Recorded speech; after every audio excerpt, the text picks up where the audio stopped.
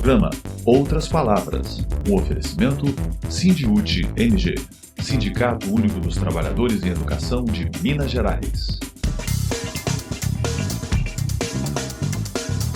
Por valorização, piso e carreira, especialistas da educação básica paralisam atividades e participam de audiência pública na Assembleia Legislativa. Essa Assembleia deu voz ao especialista para que nós saiamos da invisibilidade. Quero denunciar a falta de respeito do governador Zema e os ataques a ele à educação pública de qualidade e que não dá uma carreira boa para a gente. Situação precária de atendimento no IPSENG é denunciado na Assembleia. E a gente não tem nenhum especialista que a gente pode assim ser atendido de imediato. Tudo a gente tem que vir para Belo Horizonte e às vezes nem consegue. Aumento concedido pelo governo Zema à educação não está de acordo com o reajuste do piso salarial, disse Sindiúti. O governo de Minas deve à educação. Deve à educação porque o vencimento básico hoje é 2.350, praticado aqui em Minas Gerais, e o piso é 4.420. E ainda nessa edição, os impactos do aumento da conta de luz na vida dos profissionais da educação e dos trabalhadores em geral. Nós vamos ter um processo muito difícil aqui em Minas Gerais. Olha só, a partir de julho volta a se cobrar o ICMS nos combustíveis. Em Minas Gerais tem uma das maiores alíquotas, 18%. Então nós vamos ter de cara 15% da luz, mais 18% vamos ter uma das gasolinas mais caras do Brasil, que vai ser cobrado o ICMS na gasolina. Isso a inflação aqui em Minas Gerais vai estourar. Então, assim, é um governo muito cruel. Muito Sim. cruel com a educação, muito cruel com as trabalhadoras em educação, muito cruel com a sociedade.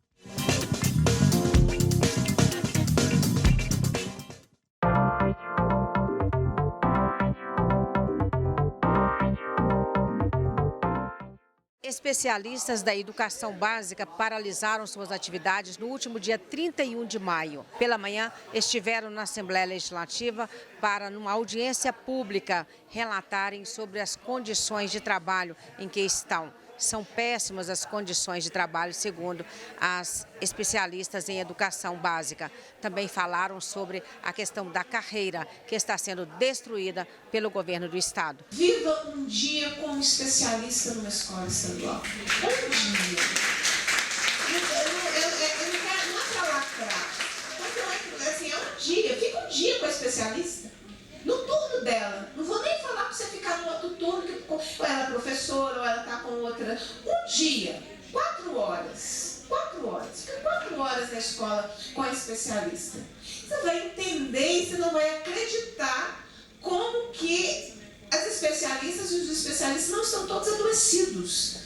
Não estão todos quebrados no sentido da sua profissão. Em apoio à luta das especialistas em educação básica, o Sindiúti também marcou presença nesta audiência pública. É importante para a gente unificar, fortalecer e principalmente denunciar. A gente utiliza o espaço que é na Casa do Povo para denunciar o que está acontecendo na educação pública de Minas Gerais. E hoje, especificamente, a gente vai tratar da vida real das especialistas da educação básica em Minas Gerais. Lembrando que a gente, quando luta por reajuste, quando a gente luta por piso, carreira e piso andam juntos. E aí saiu a notícia hoje, né, gente, do concurso. E eu queria aproveitar, saiu o edital, eu queria aproveitar o espaço para perguntar à Secretaria de Educação de Minas Gerais se o número de 1.656, que está lá no edital, vai atender a demanda em Minas Gerais. Porque, para mim, numa análise baixa, não atende. E a gente ainda não teve tempo hábil de estudar muito bem o edital, mas já surgiu várias denúncias aqui. Principalmente uma muito grave, de que vai abrir o leque para várias pessoas de várias profissões, de várias formações. Há uma previsão de 60 mil candidatos inscritos para inspetor escolar. Com a abertura desse novo nicho, nós vamos chegar aí a 200 mil. E aí as colegas que são pedagogas ou são licenciadas com especialização em inspeção escolar ou formada na Resolução 01 de 2006, elas não vão conseguir alçar esses cargos. Porque, infelizmente, a pedagogia há bem tempo, desde a Resolução 01 de 2006, ela vem sendo destruída, atacada. Então, essas pessoas vão concorrer conosco, às vezes com uma possibilidade muito maior de alcançar esses cargos, não vão ficar nos cargos, porque eles estão provisoriamente desempregados, quer dizer, havendo uma efervescência econômica no país, as pessoas vão conseguir se empregar nas suas reais funções, e aí, novamente, a educação fica com aquele imenso contingente de pessoas designadas. Primeiro, denunciar que o governo de Minas Gerais burocratizou todo o processo. E isso afeta a função das especialistas na escola. Qual é a função? Função pedagógica.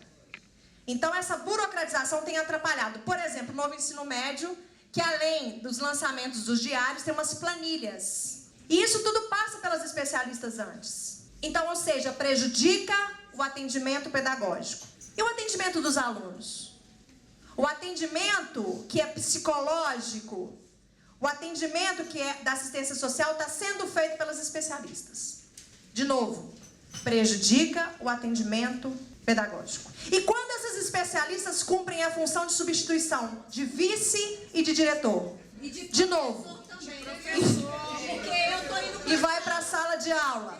De novo, isso prejudica a função pedagógica. Nós temos dois caminhos que vão levar a essa situação. Um caminho que é individual, burnout, que desde 2002 a OMS considera como doença ocupacional. Burnout. A pessoa entra num excesso de trabalho e adoece. E o segundo ponto, gente, é que quando afeta o trabalho pedagógico, afeta toda a cadeia dentro do trabalho, dentro da escola.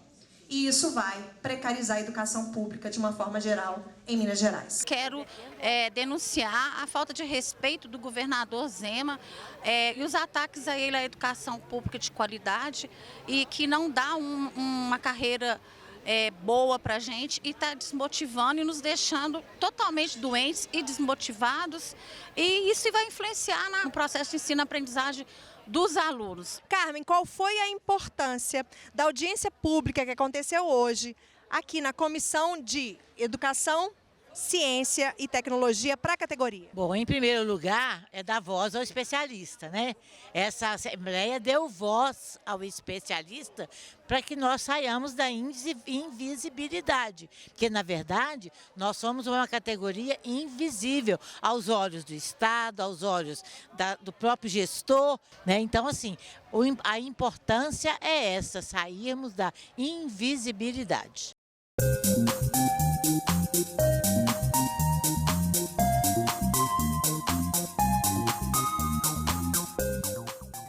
Audiência pública na Assembleia Legislativa, a requerimento da deputada estadual Beatriz Cerqueira, coloca em debate as precárias condições do IPSENG. Servidores e servidoras estão na Assembleia para trazer as suas considerações a respeito desta matéria. Vamos acompanhar. Nós acertamos a realização desta audiência porque vários sindicatos trouxeram as dificuldades em relação à estrutura do IPSENG. Então, contextualizando como chegamos aqui. E a nossa expectativa, então, que nessa audiência a gente tenha encaminhamentos. A audiência não é um evento, né, para a gente tirar uma boa foto. A audiência é parte de um processo legislativo com encaminhamentos, né? Então, quero agradecer a presença de todos os sindicatos que estão conosco e quero destacar a presença do Pedro, que está aqui, é diretor de Políticas em Saúde, aqui representando o IPSENG. Esperamos dar os encaminhamentos necessários aqui nessa audiência. Eu recebi muitas demandas, muitas, não foram poucas, foram dezenas de e-mails e fora nas nossas redes sociais, o que demonstra, Pedro, que o IPSENG precisa rever a sua gestão, porque há muitos problemas, né? 2020, o governo Zema tentou acabar com o IPSENG na reforma da Previdência, muita luta dos sindicatos no meio de uma pandemia, Foi uma luta no meio de uma pandemia, não é, gente? Então, não foi mais uma luta, foi uma luta enfrentando a morte da Covid-19, naquele momento que nós não tínhamos vacina, mas tínhamos um governo federal minimizando a pandemia que nós enfrentávamos em todo o mundo, contribuindo para um genocídio de quase 700 mil mortes por Covid-19 no Brasil, em função do seu comportamento. Foi naquele momento que os sindicatos organizaram e as categorias estiveram aqui fazendo a luta em defesa do IPSENG. Hoje a gente está numa audiência pública que vai tratar da situação do IPSENG aqui em Minas Gerais. E eu estou com a Renilde, que é aposentada da categoria da educação, ela é de 7 Lagoas, e ela vai fazer para nós um relato. Renilde, como é que foi, como é que é a sua experiência no tratamento, na utilização do IPSENG? Como é que foi para você? Ultimamente eu não tenho conseguido nada. Inclusive eu estou precisando fazer uma cirurgia desse olho direito meu aqui, e eu preciso fazer um risco cirúrgico com um cardiologista. E em 7 Lagoas só temos um cardiologista credenciado pelo IPSENG e a gente não consegue cota. E eu estou com a minha cirurgia para marcar e não consigo por causa dessa situação. Sem contar com o hospital Nossa Senhora das Graças, que não está atendendo em nada. E a gente não tem nenhum especialista que a gente pode assim, ser atendido de imediato. Tudo a gente tem que vir para Belo Horizonte e às vezes nem consegue. Denise, o que significa a precarização do atendimento do IPSENG para a nossa categoria da educação? Bom, a nossa categoria tem sofrido muito com a falta de estrutura, com a economia que o governo do estado faz nas costas do servidor, que também contribui para o IPSENG, para o atendimento médico. Nós temos relatos que são assustadores. Trabalhadores em educação precisam dormir na fila para conseguirem consulta no primeiro dia útil. Trabalhadoras que precisam complementar, porque o que o Estado paga para os médicos, para os laboratórios não é suficiente, e numa prática totalmente esdrúxula e ilegal, os servidores precisam, se quiserem ser atendidos, completar o valor que o médico acha que precisa receber, ou que tem direito a receber. A nossa categoria, ela não consegue batalhar, ela não consegue ter direito ter acesso a um direito, que é o direito à saúde. O governo do estado encaminhou à Assembleia Legislativa o reajuste do piso da educação, mas ele não contou e não reconhece que o reajuste que ele que protocolizou aqui na Assembleia, projeto de lei, é um reajuste abaixo do que fixa a portaria do MEC. Então, o governo do estado, além de atrasar 6 meses para encaminhar o projeto de lei do reajuste do piso, encaminha um projeto de lei com um índice abaixo do que prevê a portaria do Ministério da Economia e do Ministério da Educação. Então, o governo Zema está atrasado com a entrega desse projeto de lei e está apresentando um projeto de lei que não cumpre a regra da Lei 11.738 e que também não cumpre a regra da Lei 21.710. Vamos lembrar que existe uma lei estadual que regulamenta o piso para jornada de 24 horas em Minas Gerais e que garante o piso integral. Então, o governo de Minas deve à educação. Deve à educação porque o vencimento básico hoje é 2.350, praticado aqui em Minas Gerais, e o piso é 4.420. E o reajuste encaminhado à Assembleia Legislativa não vai corrigir essa distorção. Dia 7 de junho, nós temos uma paralisação das atividades, com atividades aqui na Assembleia Legislativa. Dia 14 de junho, nós temos uma atividade com as aposentadas da educação, que estão sofrendo, que tiveram seu salário reduzido no governo Zema, por conta da contribuição previdenciária que retornou ao contra-cheque delas. E ainda temos as mobilizações para frente que serão feitas das nossas funcionárias ASBs, auxiliares de serviço da educação básica, que, vamos relembrar, recebem hoje menos do que um salário mínimo de remuneração paga pelo governo do estado.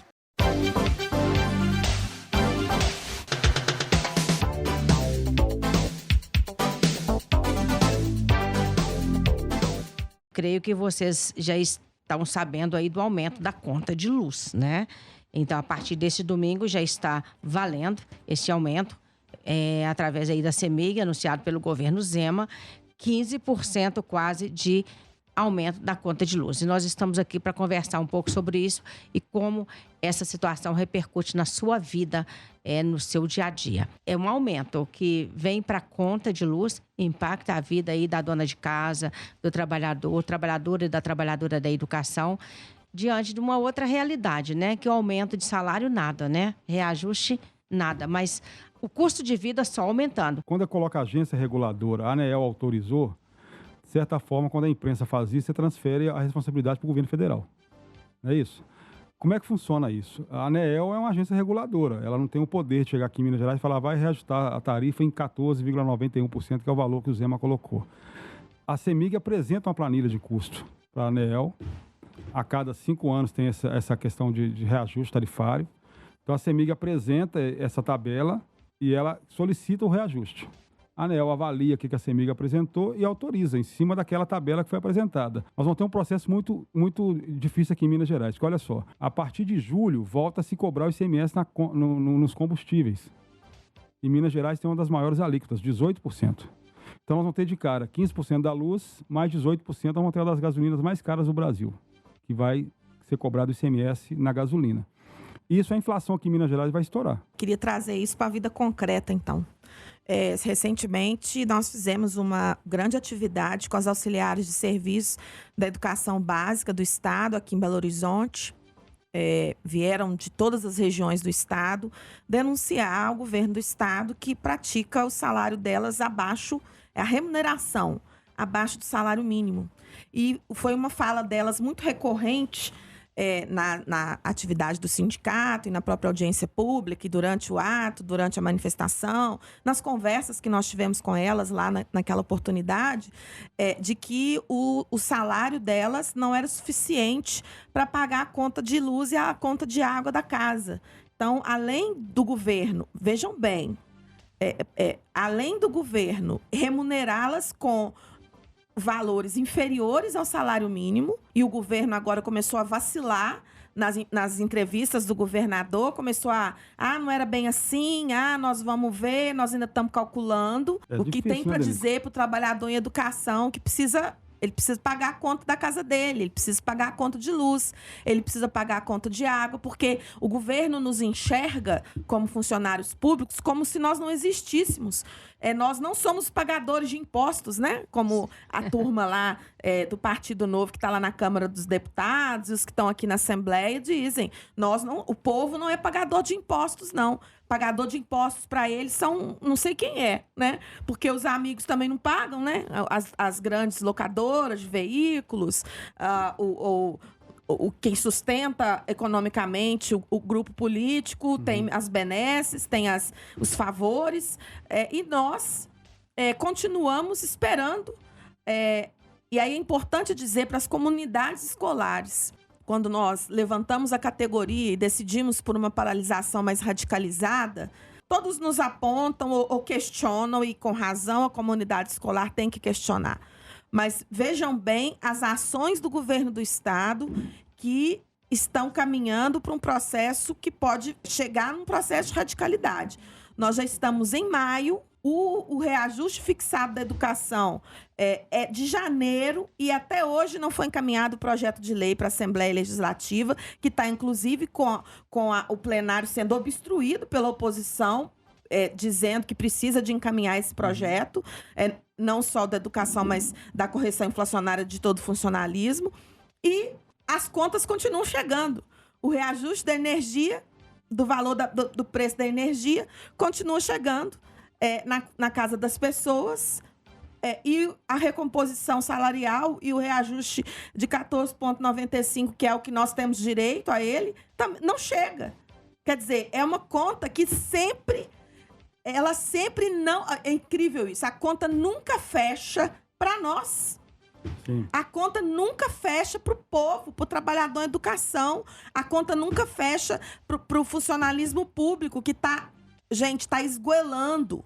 Tem trabalhadores da educação que recebem menos que salário mínimo, tem trabalhador da saúde também que recebe menos que salário mínimo. Então, assim, é um governo muito cruel. Muito cruel com a educação, muito cruel com as trabalhadoras em educação, muito cruel com a sociedade.